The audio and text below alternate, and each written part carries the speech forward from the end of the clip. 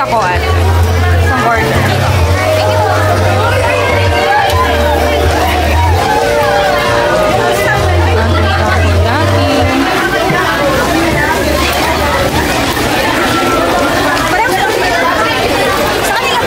Octopus, 8 pieces. Okay lang.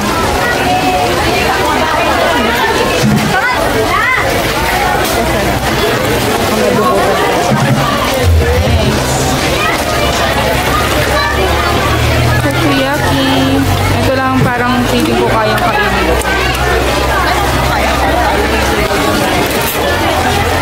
Welcome.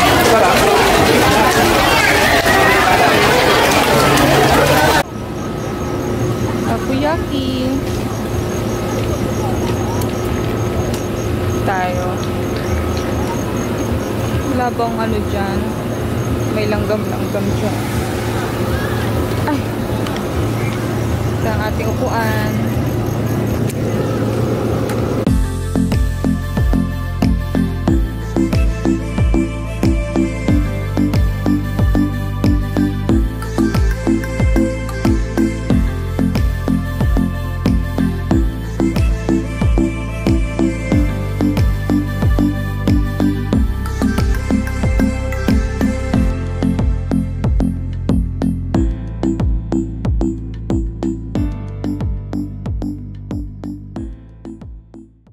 Sa dila niya. Pawis sa dila niya. Ayoko mag-talk. Ito ay... Ba't iniinom mo si Sadness? Sadness! Ayan no, si Sadness. Si Pumito! Hindi man chinecheck yung oras eh. Sana pinaglaro mo. Pumasok, hindi man tatawagin. Sana pinaglaro mo lang siya. Sabi mo, inaantok ka na. Ikaw kaya ang ano, nag-alarm-alarm ka pa. Kasi baka mag-ano tayo. My big brother, that's forever. Guys, nandito na tayo. Mas malaki sa Pangalan niya. Ayun pattern o, nyo lang. Must Love Yung ganong Brows. klaseng pag-iisip, no? Diyan tayo magpapa... Hindi ko alam kung saan ko rin ano, pero yun natin. Ayan. Kasi parang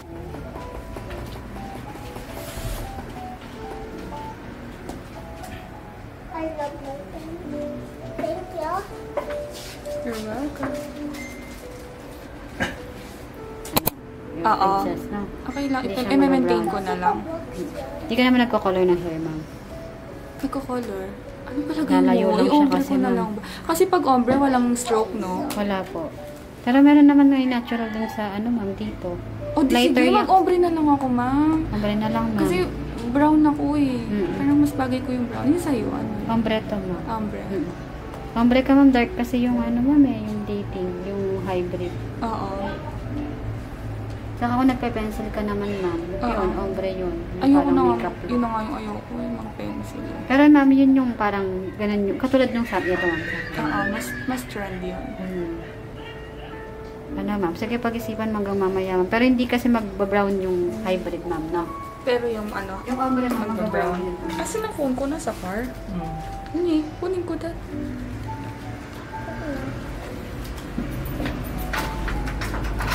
Kasi check ko dun yung ano.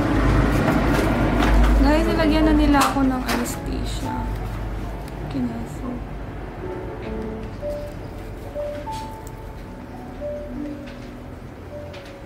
Tapos maintenance na to. No?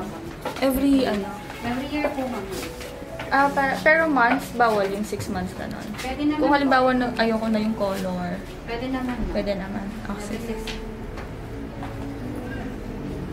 Ayan guys. Nagpapabili na tayo ng pang-numbo. Ano nakadaas?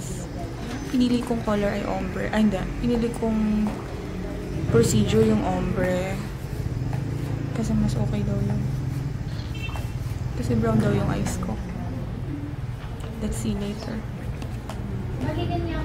Mami, pag-discover na ako dad.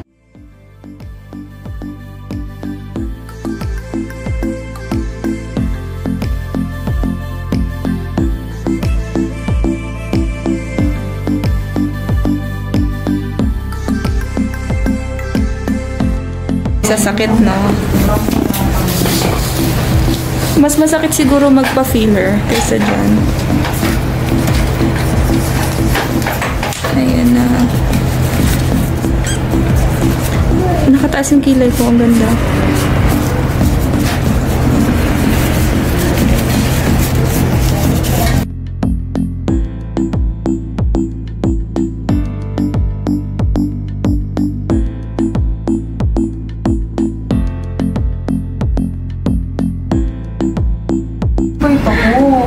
Hindi, yung kilay niya talaga natural kaya. Mga picture na kasi, di ba, nagsabi ko kayo ba? Hindi ko pwede na talaga yung mga ako. Wala naman din siya rin pa.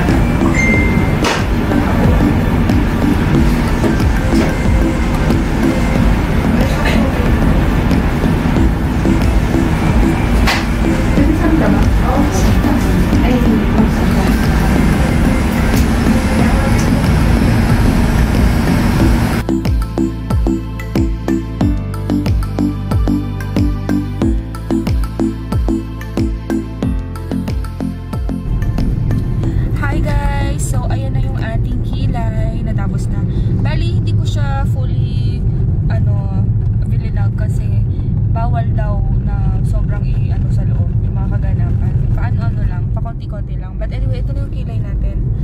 Ano bang masasabi niya dyan? So, junior artist yung gumawa sa kilay ko. So, kahit junior artist pa lang siya, magaling naman si ate. Happy naman ako sa outcome ng kilay natin. Also, hindi siya nagkulang sa pagpapaliwanag sa akin kung paano alagaan at kung ano yung mga bawal gawin. So, after 2 days pa tayo pwede magbasa. At pag nag-scabbing siya, scabbing or scrubbing? Basta pag nagbabakbak siya, wag ko siyang babakbakin. Hayaan ko lang siyang kusang malaglag. Tapos wala tayong ipapahita kung ano-ano sa atin. Ganyan, kaganapan. Anyway, guys naman, hello, may tattoo naman ako dito. So, alam ko naman alagaan kung paano yung nagpatato. But anyway, yan siya. So, okay, I'm so happy. Hindi siya ganun ka-dark. At brown yung ginamit sa akin. So, kapag aalis kami, wala nang, wait, magkikilay ako, walang ganon. Let's go na. Ganun agad-agad. Ito yung pilikmata natin. Naka-ready na. Mabilis ka na yan, Mabilis na mabilis. Like, lipstick lang. Yun na yun. Wala na. Lipstick lang. Lipstick at na siya. Kung dati 2 oras, ngayon isang kalahati na lang. Uy, grabe naman. Hindi. Tatagal lang tayo sa hair. Pero sa face, guys, wala na. Di rin tayo guys, nagpa-foundation. Talagang blush on lang talaga yung happiness ko. Kung dati natatagalan tayo sa pagkikilay, pilik mata, ngayon mababawasan na tayo ng madaming minutes sa pag-aayos. Sa pagbibihis na lang siguro. Pagligo, pagbibihis. But anyway, I'm so happy sa outcome. Thank you so much sa Must Love Eyebrow Kinesu. Ay, feel ko magaling naman sila kasi biruin mo ha, 4 na yung branches nila. Mayroon sila. Ito ang pinaka-main nila kung saan ako nagpagawa. And then, sa Guagua meron sila, Santa Rosa, at saka yung isa, sa ano yata. Ha, may... Basta yun? Guys, wait lang. Hi guys! Good morning! And welcome back to my vlog. So, ano pa lang to? 5 pa lang na madaling araw. So, guys, look at that. Para ako naka-makeup, aminin nyo. Pero walang makeup yan.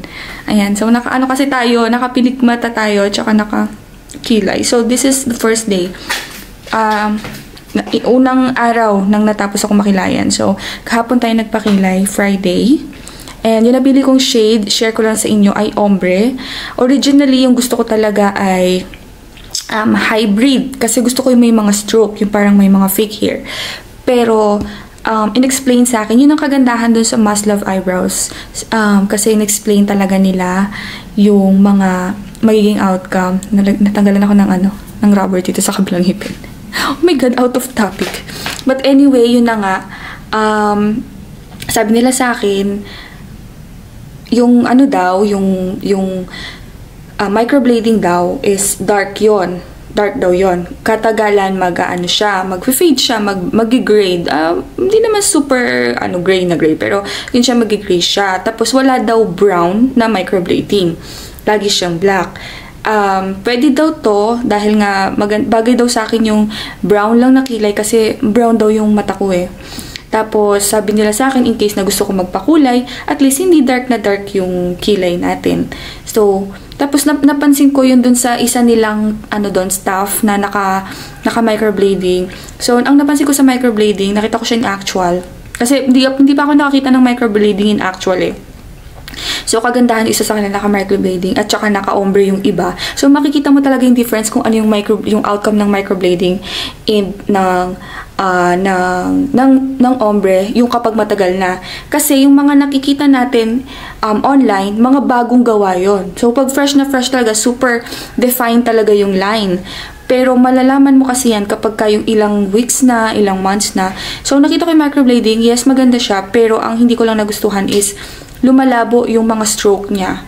So, nagiging malabo siya and hindi na siya ganun ka-define, not unless ipagawa mo ulit. Unlike dito sa ombre is para ka lang talaga nagkilay, naglapis. Tapos dahil sabi nila may mga hair naman daw ako, ano ko na lang daw yun, i-gel ko na lang para may stroke. So yun, nagustuhan ko siya. So naggawa ko dito sa may, actually medyo dark pa yan guys, magfe-fade yan kasi nga bagong gawa pa, so mag-scabbing pa yan. Like pag nagpatattoo tayo sa ating mga body parts, diba nagbabakbak yan ilang araw, same lang siya dito. Pero guys, disclaimer lang, this is semi-permanent, hindi siya talaga. Ang tattoo nga, diba, pinapa-retouch natin after how many years. Same lang dito. Pero, eto kasi, tumatagal sila daw ng taon. Pero kung halimbawa after 6 months, nalalabuan ka na, pwede mo na ipa-retouch. Iyan. So, this is gonna be, guys, magiging maintenance to. Kaya kung magpapaganto tayo is dapat buo ang loob natin at mapapanindigan natin ang maintenance. Ganon. So, ako matagal kong pinag-isipan to, mga 1 araw, ganon. Char! No, ang tagal ko na gusto magpa-microblading kasi guys, ito talaga yung insecurity ko. Wala talaga akong kilay. Makikita nyo sa video ko, wala tayong kilay. As in, may kilay. Pero, pagka ano siya sa camera, is nagmumukha talaga siyang kalbo. So, yun. But anyway, ayan siya. I'm so happy. Naka-ano ako. Parang ako naka-makeup. Tapos nagpa-ano rin ako. Nagpa-eyelash extension din ako. Kasi may mga ganap tayo. Wala, gusto ko lang. Nag-stop ako magpa-eyelash extension kasi sa mga bad experience ko before. Nung bago-bago pa lang kasi lumabas tong eyelash extension, guys. Ang ginagamit pa noon ay synthetic. Napakatigas. Ang sakit. Maganyan mo lang yung mukha mo, guys. Ang sakit. Ito hindi, actually. Hindi siya. Ang gaan-gaan niya lang. Pinagawa ko to sa Kailashes. So, anong masisihin nyo? It doesn't mean nagpaganito ako, hindi ko mahal ang sarili ko.